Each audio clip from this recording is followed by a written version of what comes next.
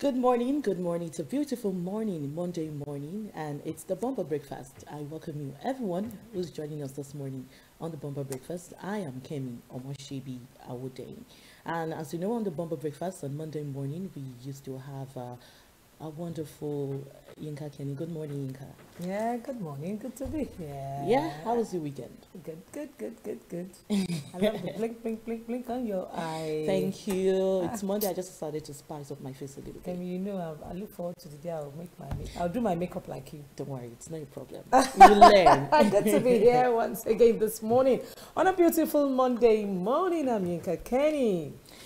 All right, just like you know on the Bumper Breakfast, what we do is start with a newspaper review. We talk about some of the stories making the rounds into paper, and we definitely used to have a guest who used to join us discuss these papers. But then let's quickly look at the front page of the newspaper, and I'll be starting off with the Guardian newspaper this morning, and the banner line says manufacturers demand for forex nears $2 billion amid scarcity and weak naira.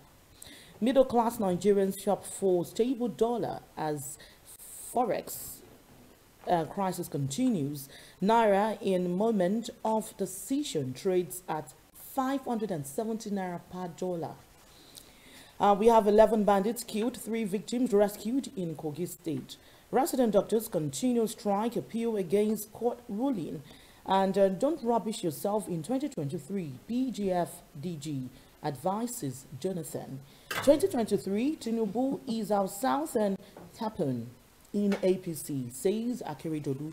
Gunmen on the rampage in southeast kill 3 policemen, touch INEC office, disperse political meeting. And the rider says please intensify effort to arrest suspected killers of policemen in Onitsha. Court shut down in Imo as lawyers protest killing of spokesman. 26 security officials, 11 others killed by non-state actors in 2 weeks. Those are the stories we have on the front page of the Guardian. Okay, the Punch newspaper this morning is coming with the lead story, VAT by states a joke comment. And Masari on the fire. Akeredolu says FIRS plant amendment dead on arrival, and the riders are VAT collection battle test for Nigeria's democracy. Lagos tells Castina governor. And free money has made states lazy. Pandef replies to Masari on comment. More states will support us to kill FIRS plant amendment. That's coming from Akeredolu. And above the nameplate, we have customers scam banks with fake visas, tickets for forex. And North as the votes won't accept second position in 2023. And Assembly Speaker fumes as gunmen storm Kogi Church service. Killed guard, kidnapped, excuse me, kidnapped ex-provost, pastor and worshipper. Middle Belt Forum carpets Abuja hospitals over Malafia's death. Nigerian politicians in one party says Oni begins 7-day seclusion. Federal government may bar unvaccinated Nigerians from government facilities, and NDLEA arrests pregnant woman, fake soldier stops Canada, Australia-bound drugs, and continuation of strike by doctors contemptuous, says Ingige. All right, quickly, let's take a look at these day newspaper. The banner says Akeredolu plan to amend constitution over that will be dead on arrival. Says Southern governors support electronic transmission of election results. Want SWF instead of NNPC to manage host community fund in PIA. PDP zoning committee meets on Wednesday to take critical decisions. Nigeria rigs count SOAS as NNPC and partners set to pump more oil. Raises hope of meeting OPEC October quarter. Buhari directs incorporation of NNPC Limited, retains Kyari and Algeria. Emefiele, CBN is to legitimate foreign exchange demand exceeding approved cap.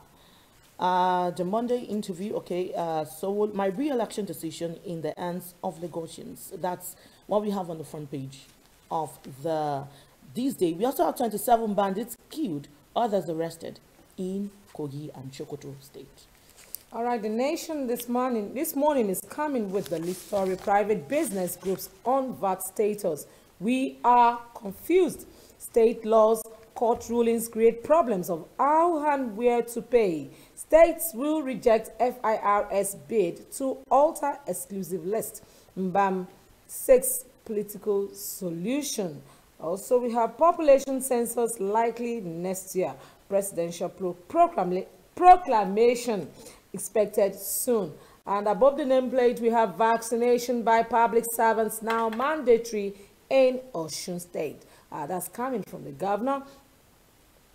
400 PhD holders teaching in Oyo State secondary schools at XCBN. Chief Malaifa taken to 3 hospitals in 2 days. What a pity. It's just unfortunate. So many stories coming from the papers this morning. Honestly, I think I will be looking more on the business angle, because all that we have this morning has to do with business, the VAT to the naira and dollar. It's really nothing to write home about. But let me start with the increase in the currency that we have at the moment. Now, 570 naira per dollars. Looking at the situation at the moment, it's looking like there is no way out. It kept increasing. In fact, I checked pounds recently, and pounds was about 707, if not 800 now. If I should actually check it up right this moment, if not 800. Where are we going to in Nigeria? What is wrong with our currency? Well, we know that the economy is not really so palatable at the moment, but what is happening? Good morning, Kemi. Good morning, Kenny. Wow, I really forgot to introduce our guest this morning.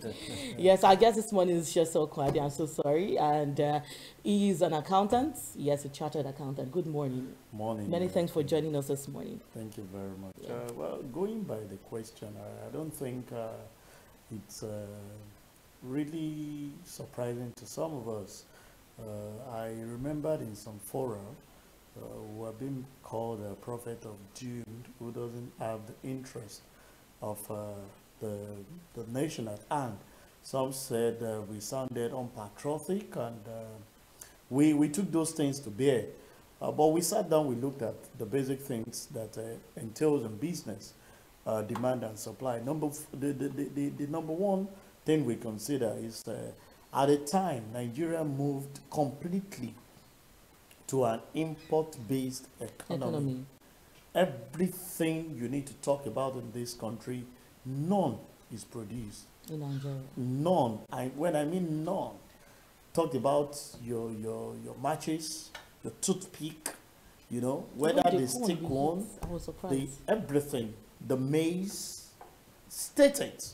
We have to rely and depend on another economy to survive. And no country moves or grow with such thing. Because when you want to exchange for some of these things, what do you use? It's the currency, dollar.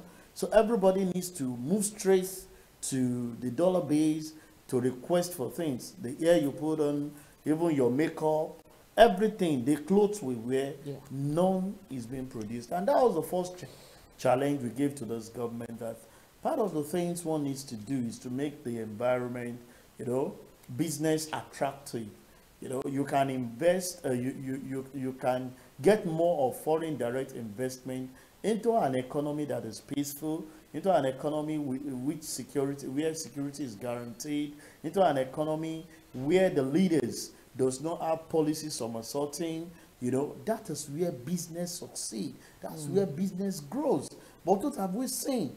You discover that even within locally, several businesses rely on moving from one state to the other. But because of insecurity, how many people have had the gut to travel? You know, it's not everyone like the business that does. I traveled by road most of the time. And it's always a pleasurable thing, yes, but in the last 5, 6, 7 years, it's not been like that. Because you can't guarantee Lagos to Ibadan. You can't guarantee from Ijebu to Benin. Neither can you talk about the north. The insecurity that pervades the nation is really making everybody to just stay glued to where they belong to. And like I said at the beginning, because everything we now consume is import based, there is mad rush for dollar. Everybody needs to get dollar to get one thing or the other. It gets that bad that even our educational sector, people want to send their kids overseas, even for secondary school. When you want to pay, what are you going to use? Is it naira? No, it's still the same dollar. So the way dollar operates, the foreign exchange operation, is the issue of supply, demand and supply. You know, and basic economics, I'm sure you remember, when your demand outweigh your supply, you know what that is? It definitely push up the cost of things. True. And that's why you keep increasing. Like some people are saying, I don't want to be seen again as being pessimistic, but I can just drop things down that maybe by the time we'll be talking of December, you will be looking at like between 750 to 1,000, you know, for $1, because we are not doing anything. It's not pumping, because the CBN is saying we are pumping more dollar into the system. Why are you pumping the dollar into the system? So that people can do more? No. Create an enabling environment for business to thrive. Let business move there, and let's have a buy-in of our people. If we have a company that produces the air you're making, do you know what the alpha is going to be? True. We have even begged the government, start with the refineries. We have crude oil. I don't know where on earth you have raw material that can make you blossom.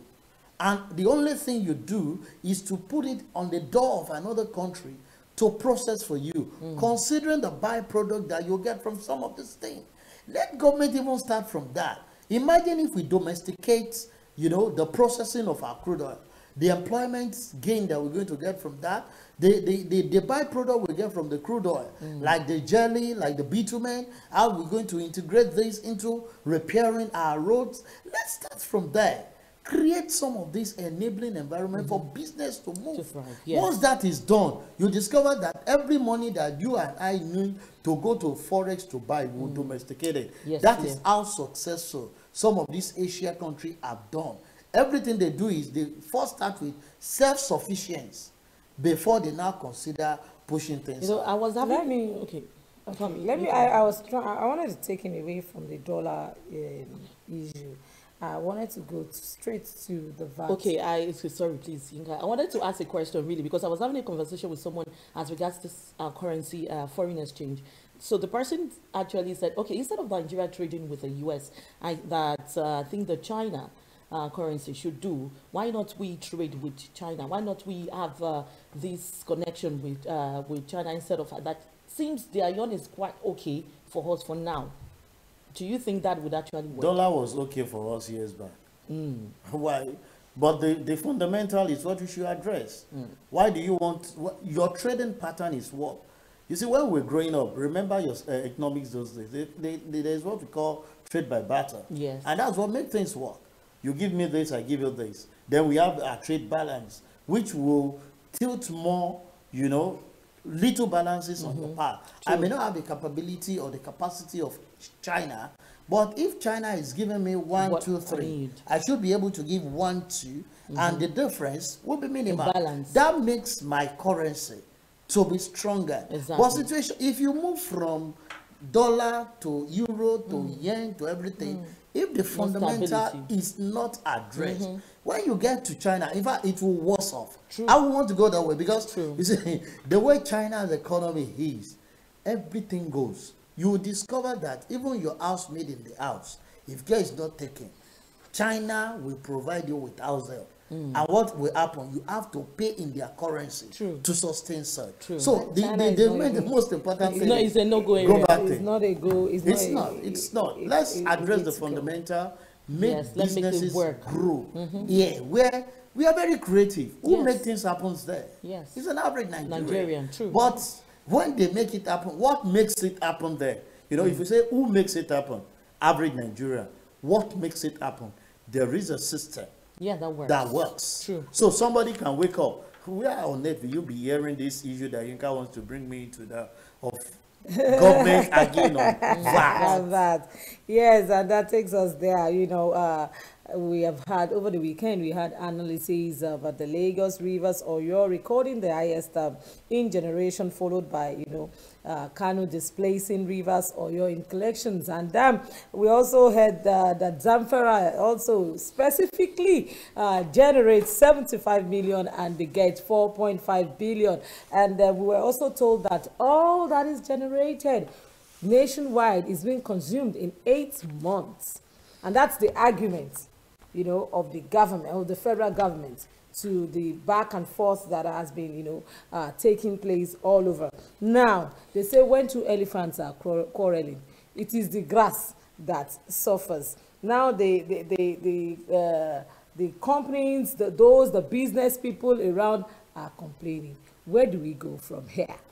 We are at the receiving end. What do we do? It's part of what we've been saying, the failure of our leaders, the failure of the people who are the aim of affairs.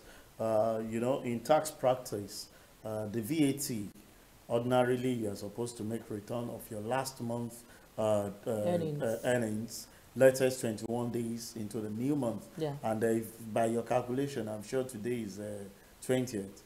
So just a day to go. So you are putting the business owner in a very tight corner of, you know, I'm not a legal luminary, but we've been hearing status quo remain, each party interpreting it in their favor.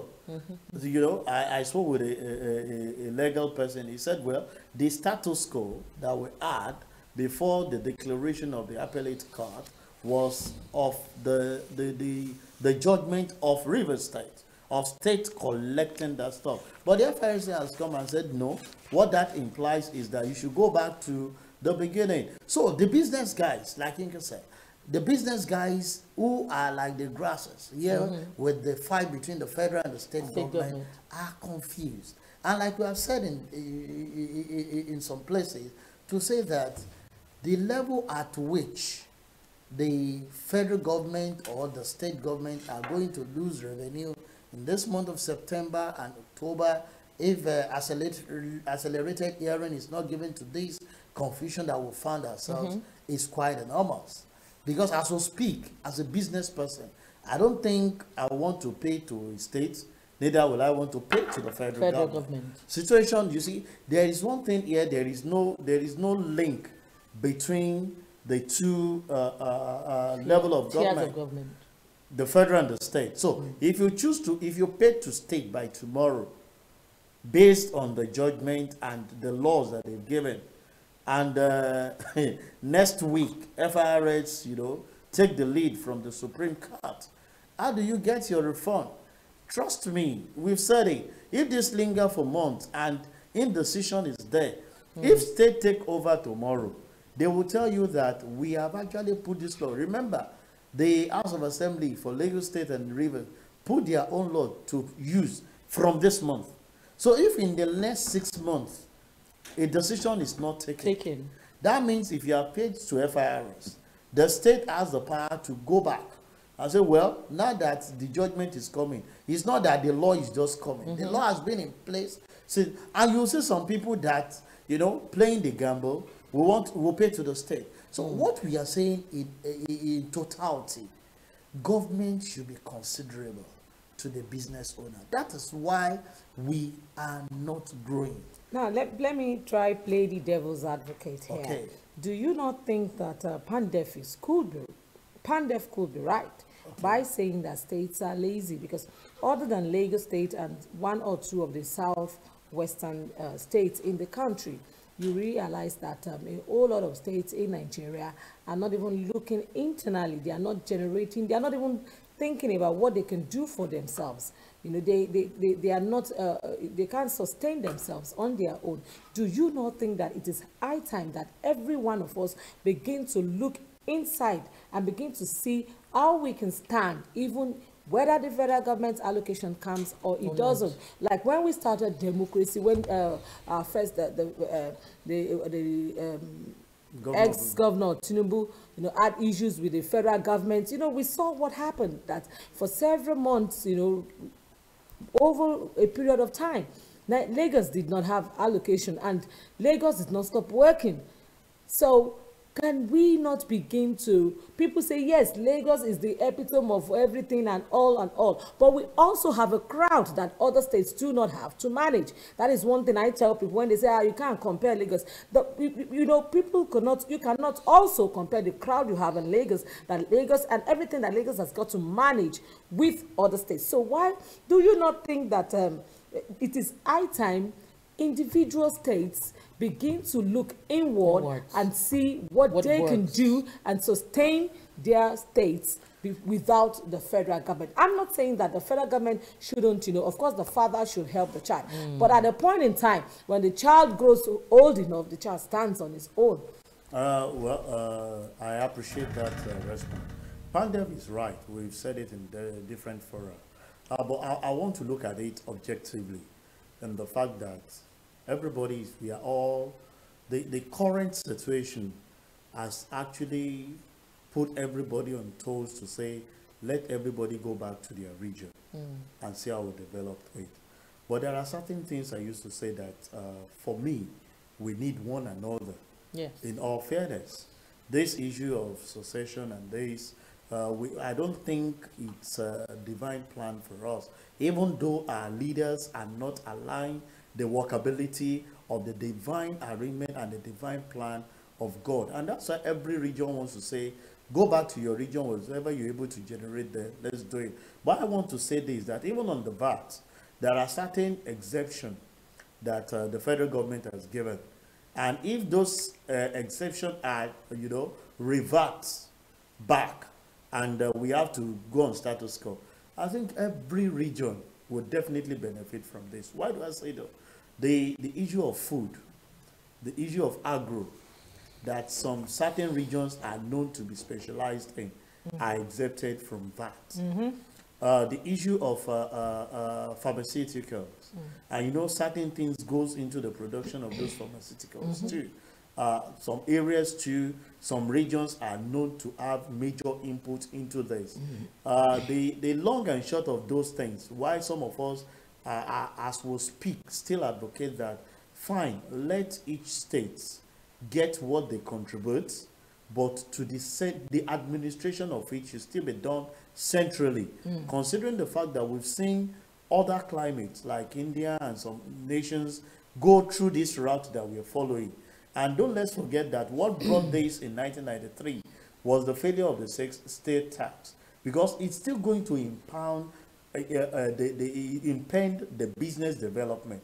For example, if each state decides to create their VAT is so complex that we have an input VAT, the output of it. Okay. So if I have an input in Lagos, what that does is, with the input, when I have my input, I net off, and it's the balance that I pay. Okay. But if you generate, input VAT from Lagos, it's an income to them.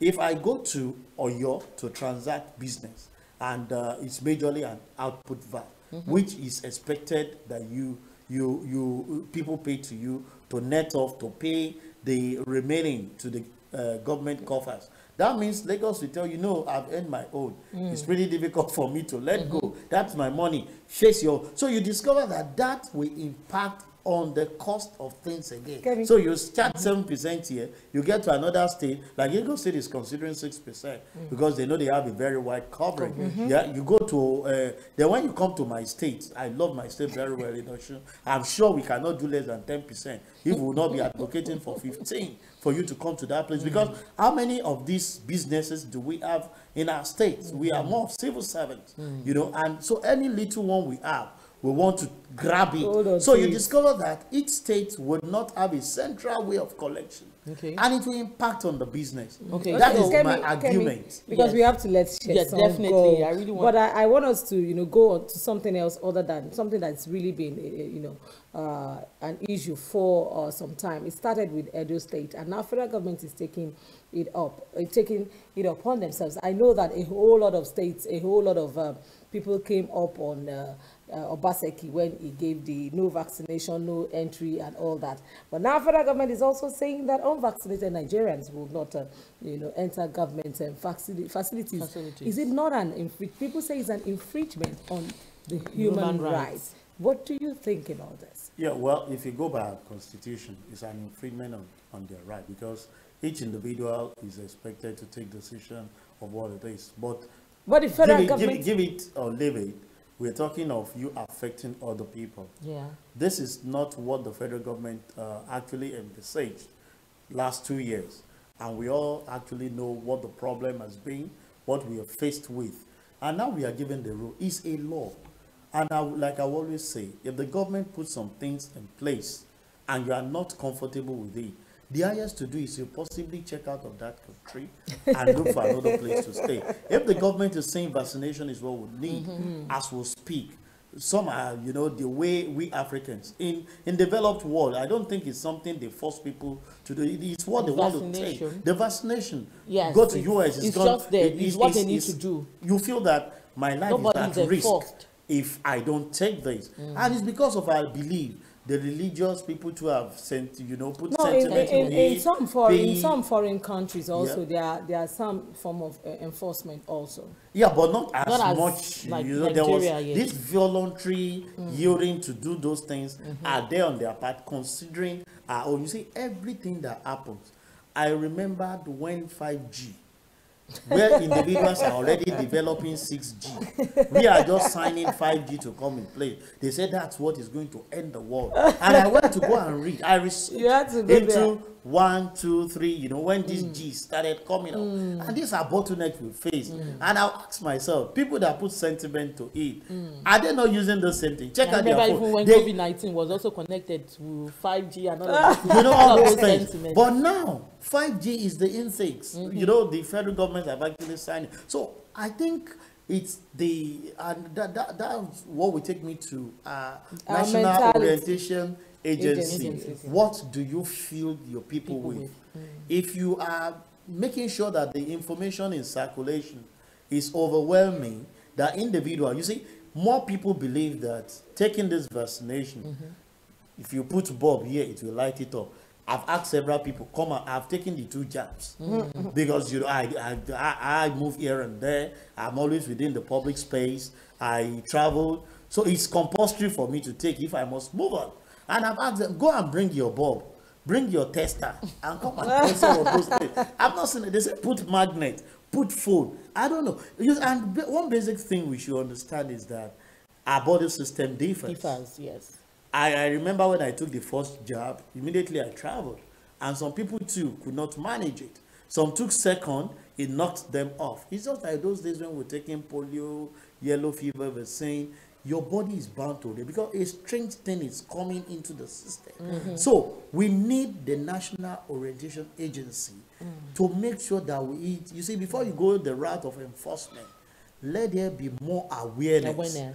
Of the benefits over enforcing individuals. So you are saying that the federal government now is taking the cats before the us, isn't it? Yeah, let there be more awareness on the TV, on the social media. So you feel that we don't have enough awareness? Yes, so that people know the risk. If you've not taken and have taken, I stand the risk of even still contacting it. But the only thing is that the immunity that the vaccine will give to me is quite different from someone that would not. All right, thank you so much for joining us on the Bomber Breakfast this morning. Pleasure. It was quite a very interesting one. Thank you so much. All right, let's take a moment now. When we come back, Bomber Breakfast continues. Stay with us.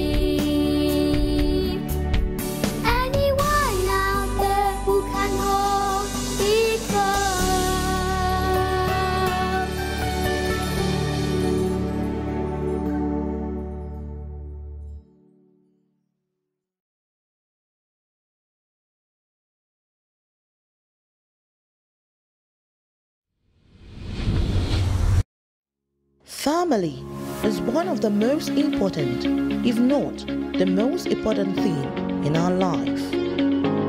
To some, family is everything.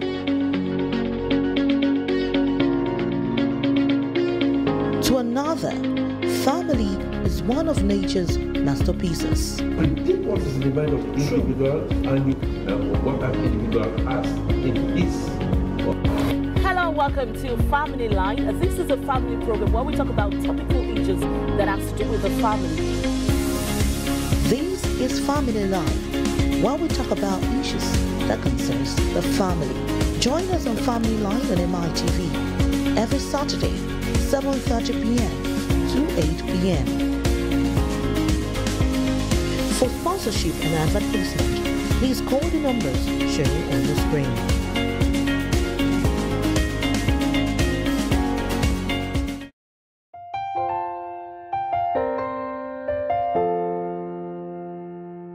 My brother, my sister, papa, mama, and pikin.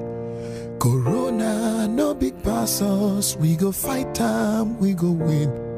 As long as we remember to always do the right thing. Wash your hands, love each other, we go win. Oh. Corona, na the virus, we the worry human being. He no get let go, but he dey waka from person to person. But we fit beat time, we fit stop time if we maintain good hygiene and practice social distancing. We go, we know. No shaking hands with your neighbor. Blow them a kiss from afar. Use soap and water to wage war. Let's show we are special, we're courageous, we are awesome human beings. We do super, we get power, we can conquer anything. If we hear word and obey laws and exercise discipline. Wash your hands, love each other, we go, we know. If it be like say you know well, like it's something they do you. And you feel say, you believe say, you get to see they do you.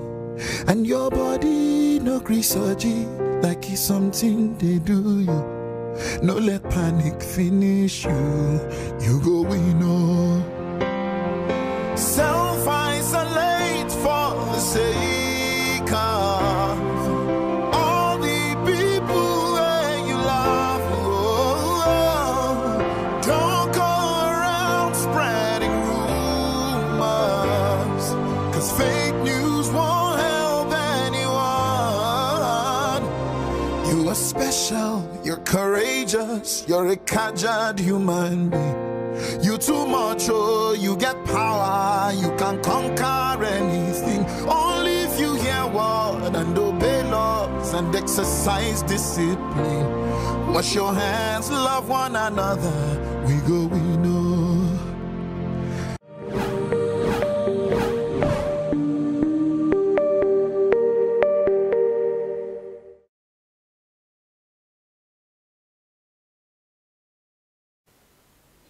All right, you're welcome back to the Bumper Breakfast. I'm still here, Inka Ken is still here, and someone has joined us this morning. Good morning, Kenny. How are you doing today? Good morning, Tomisi. I'm great. I'm great. I think Wonderful. I'm matching you a little bit. I think there's a bit of color matching this morning. She's wearing the lighter nice shade bright of color, purple, lilac. pink, you know. I think there's just nice this, combination. There's this see the way it looks on screen. It's Amazing. Just, there's a blend. Beautiful. There's a colorful. blend. Colorful, right? Yeah. I think we should do more of that. But let's talk COVID. Yes, let's talk COVID. At the moment, the UN, there is a meeting that will be going on this week with our president. The UN, I think, global meeting, and they were talking about, they will be discussing about pushing for equity, the COVID-19 vaccine push to tell people to go fast. And there was a part where Inka Kenny spoke about Nigerian being enforced to take the COVID-19 vaccine. I think it's now a global thing. Looking at the meeting that will be going on this week, and our president will be there. No, but unfortunately, the UK has listed Nigeria as one of the countries that will be treated at the point of entry. Like countries that have not been vaccinated, whether you are vaccinated or not. Just unfortunate. And I think that is coming out. What really is it? That is coming out from the fact that unfortunately we have some people that are trying to sabotage the country's efforts by giving fake vaccine. No, fake certificates. Okay, Are you yes, sure yes. It's just the fake certificates? Don't forget also that you have well-known people, public figures, also preaching the COVID-19 voter vaccination apathy by, propagating the conspiracy theories. For me, I feel that will not be enough, because since the federal government, no matter what the individual is saying, no matter what your class of person, no matter who you are, but since the federal government is stamping its feet down that this is what we are doing and this is what has got to be done, I don't think that that could be much of a reason. I don't know, my personal opinion. I strongly feel that they feel that as in the foreign countries, feel that if the certificate is what guarantees you that you are vaccinated and you can get it on the street of Nigeria. I'm telling you. Then you really cannot get it on the street of Nigeria. It's about 70. Hold on. People who were screaming they could give you COVID-19 vaccination certificate for free. Not for free. It costs a arm and a leg. It's about 70 to you can have the certificate. Were you not in the news 2 weeks ago this is Nigeria? That cloning. People they started giving certificates for 5,000 naira. Apparently, it's the people that the insiders that are doing that alongside.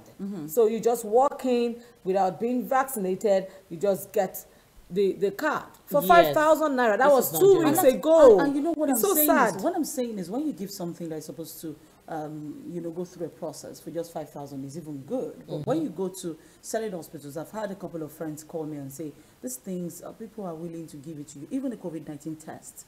When you want to travel, despite the fact that you're fully vaccinated, they give you have to do your test. Your test, yes. And then when you go to do your test, you pay 70,000 naira to do your test. A lot of people just pay the money and they don't do the test. Can you imagine? So those are the factors that I feel. Not really. Don't forget our population versus the number of vaccine that we also have. That's another factor. So there are so many factors. But we went on the streets, and if the videos are ready, my director can put it up there. We went on the streets and were able to find out from people if they will take the COVID-19 vaccination. You'll be shocked. Quite a number of people are not taking it for maybe a number of reasons that you have not spoken about. Some of them are even are not taking it because over my dead body, COVID-19 will harm me. Some people are so religious. So the religious dogma is there. The traditional, no, strange, I better. Some people have never taken injections in their lives.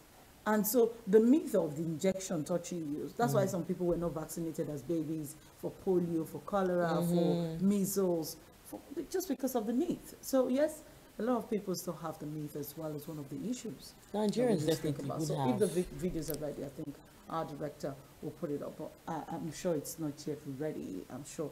But having said all of this, I think we should continue, even individually, to advocate that people go for this vaccination. A couple of friends of mine, they are like, I think you are a shareholder with federal government with this vaccination thing. But you see, I like when we got the vaccination in Nigeria and the vaccines rather in Nigeria, and people were initially the first batch of vaccines that came, a lot of people were skeptical that they were even going yes, house to house to beg people to come out and get vaccinated. And when I went and people were like, ooh, you have to, I said. And again, for some people who got the vaccine, some of them came out to talk about one illness or the other. I think that is actually one of the things that really discourages people. Kemi, I had someone the day I went for my first dose. You know, even it was one of the nurses that was you know, talking about our experience. And I went there with my mom. I took my mom along with me, and she was saying, the only thing is that day you will not be able to carry your hand. Your hand will be paralyzed. Yes. Your clinical. I was not even thinking for myself. I was thinking for my mom. That how is this one? That for about 1 week, and all sort of stories she was, and it sounded so real.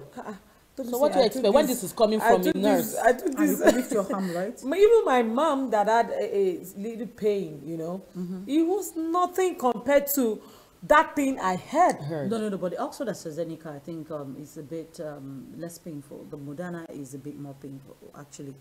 Disrupts your menstrual cycle as a woman. That's not being, you know. You needed to, and then the arm was really you needed heavy. to be there to hear what that lady was saying. But the arm was really heavy. The arm was really heavy for just 1 day, 24 hours. So for someone, it wasn't like paralyzed. It wasn't day, paralysis. The way we talk about this, it's just like your arm will be heavy. Honestly, that day I was so afraid for my mom because I was like heavy. Even before vaccine or nothing, so many people. I know someone like my husband is someone who doesn't really like injection. Yeah. Runs away for injection no matter what. That's happened in an hospital where you have to run away because it doesn't. And there are people like that who really don't like the needles. Phobia for needles. So that is actually one of the issue also. And some of them really are willing to do it, to take the vaccine, but because of that phobia, they wouldn't want to take the vaccine. And those people that have taken the vaccine and would actually come out to tell you, oh, the vaccine is this, the vaccine is that, everybody's scared of their life. But really, the fear of COVID and the fear of the death. I mean, last week, the Lagos State government announced about 23 deaths in 3 days from COVID-19. The fear of death should scare you enough because very soon, COVID-19 vaccine may become something that we're going to be paying for. And you see, unfortunately, to me saying, the data that the government has, I want to say my personal opinion now that we could have a whole lot of much more number than what we have in our data, because you look at the Delta variant and the other variant that is out now. Look at the way they say it's the characteristics. Most of the times we're told that it comes with no symptoms and it's more deadly. You know, you just fall ill, and unfortunately, under 24 hours, the person could be gone. Most especially if the person has got any underlying ailment. You find out the rate at which people fall and die these days. You just hear, it was so very healthy, nothing. It was just 1 day sickness, just 2 days sickness. And I begin to think in my own little corner that I hope these people are not. And unfortunately, in this part of the world, we do no autopsy. The person is dead and we just follow. Most people, we just Nigerians really, so the body wouldn't be in good shape when you want to be. Nigerians always say, oh, I want nobody to be in good shape. You see, that's what I'm saying. So for me, at times, somewhere at the back of my head, and looking at the characteristics of the variant, I begin to ask myself that I hope these deaths, they are not caused by or associated in any way to COVID-19. Honestly, I don't know about someone else, but you know, people die around you and you're like, you wonder the cause of their death. So that's the more reason we need to be very careful. And, you see, unfortunately, the elites are not even making it easy. Because I was discussing with somebody that I have a pharmacist, a senior pharmacist as a friend, and in fact, a pharmacist that has a company that produces drugs, a very popular drug. I don't want to mention the name of that drug. And he was telling me one-on-one that it was when he had to travel that he had to go and take the vaccine. If it wasn't, I'm telling you, quite a number of people do that. They leave the 4 walls of the country and then they travel and then you ask them, which vaccine did you take? I went to the US. I'm telling you. No, he even had to. He had to take it. He had to take it before leaving because he couldn't have been able to travel without taking it. And he said that was a simple reason. You see, I've been persuading him for several weeks to go take this. But how can you know more than a pharmacist? So it's more or less like, oh, you can't. No. So you are like, it's just like a footless effort you're making. But you know, when he now took it, he just told me that he had to because he was traveling, and I'm like, so if you have had no reason. You have elites, like not just an elite, someone in the medical field, in the health sector, thinking this way. Then where are we going to start from? Where are we? Imagine a nurse telling you that, giving you that information before taking COVID-19 vaccine. So what are you saying? It means we have to talk to the people on the streets, because then it all becomes your own desire, your own decision to save yourself, save yourself, to save your family, you don't know to save your friends. The video. All right. If the videos are ready, can we take a few of them?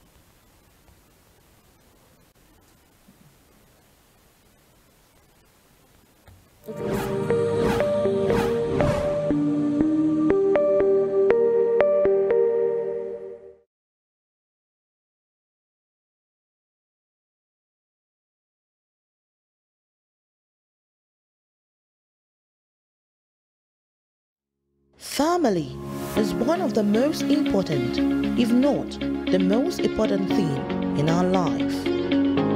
To some, family is everything.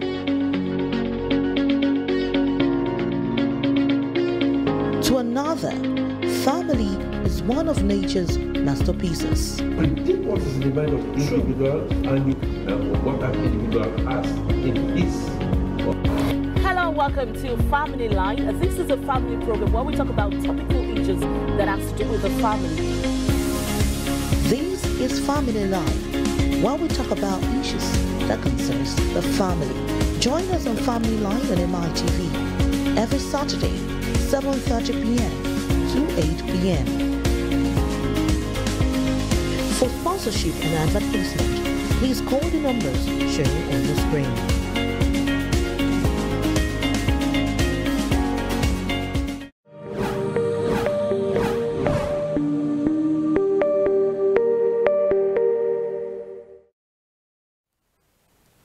Apologies, we don't have the video available for now, but then don't worry, we'll give you that video tomorrow, definitely.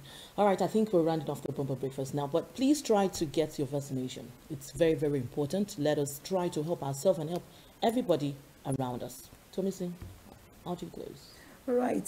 Just before I close, I think our dearest Miriam asked me to do this favor this morning. Okay. Uncle, who actually stood by her and was there for her and her family when she lost her mom, is celebrating his birthday today, Mr. Demola Akinleye. And she did say Akinleye. Yeah, to English, or funkifies it. You need to teach Kemi Yoruba. I thought it's Akinleye. Akinleye, yeah. No, she said Akinleye. It's Akinleye. Akinleye. We celebrate you. Happy birthday to you. Please do enjoy yourself. The message is coming from Miriam, and that's where I close this morning. People, go get your vaccines now. And if you feel sick for a couple of hours into one day, go get tested for COVID-19. All right, and make sure that you still keep safe. The vaccination is not a guarantee that you cannot contract COVID-19. It's just that it might just be very, very light. So keep using your nose mask. I'm Yinka Kelly. All right, that's it on the Bumper Breakfast this morning. Do have a great day. Join us same time, same station tomorrow. Stay safe.